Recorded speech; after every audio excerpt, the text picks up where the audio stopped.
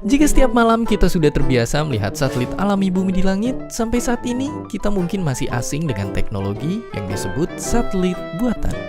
Jika dilihat dengan teleskop super, ternyata ada puluhan satelit sedang melayang di atas kepala kita. Sebenarnya, bagaimana cara satelit bisa melayang dan tak jatuh dari langit? Untuk bisa mengorbit bumi, satelit memerlukan kecepatan yang cukup untuk mengatasi gaya sentripetal yang terjadi pada badan satelit. Kecepatan ini diperlukan satelit untuk mengimbangi gaya gravitasi bumi agar satelit tidak bergerak jatuh ke permukaan bumi. Keberhasilan dari orbit satelit sangat dipengaruhi posisi orbit satelit dan kecepatan orbitnya.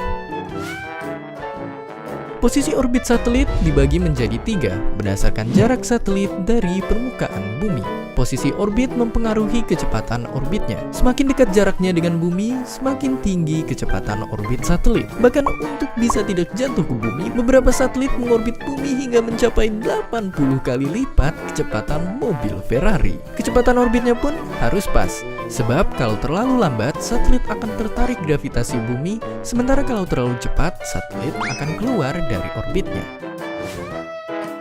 Sebetulnya selain untuk menemani bulan yang kesepian, ada banyak kegunaan satelit. Salah satu satelit yang sering kita gunakan setiap hari adalah satelit telekomunikasi. Satelit telekomunikasi berfungsi sebagai repeater dan memiliki transponder sehingga kita bisa berkomunikasi dua arah.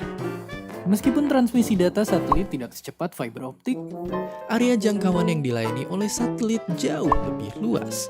Satelit juga menjadi sarana komunikasi penyelamat saat bencana.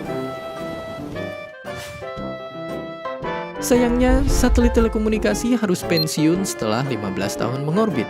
Dan negara kita pun Indonesia tak ketinggalan. Tanggal 15 Februari nanti, Telkom Indonesia akan meluncurkan satelit Telkom 3S.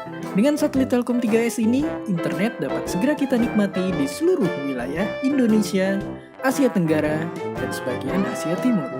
Diharapkan dengan adanya Telkom 3S ini, 30 juta rumah tangga Indonesia di wilayah 3T akhirnya bisa menikmati internet dan pemerataan broadband ke seluruh wilayah Indonesia. Dengan lancarnya akses komunikasi, pertumbuhan ekonomi juga akan semakin meningkat. Tapi hati-hati, sekarang alasan no signal saat tidak mau menerima telepon pacar jadi tidak bisa dipakai lagi. Dan seperti biasa, terima kasih.